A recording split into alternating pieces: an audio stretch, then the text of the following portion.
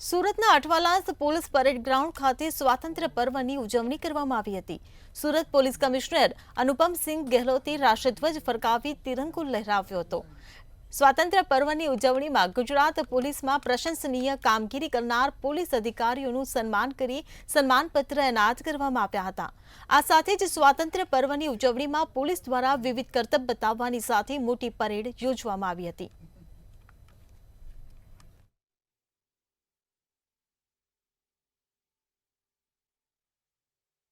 આજે 78મા સ્વતંत्रता દિવસ નિમિત્તે હું સુરત શહેર પોલીસ પરિવાર તરફથી આપણે સુરતના તમામ પ્રજાજનોને ખૂબ ખૂબ શુભેચ્છા આપું છું।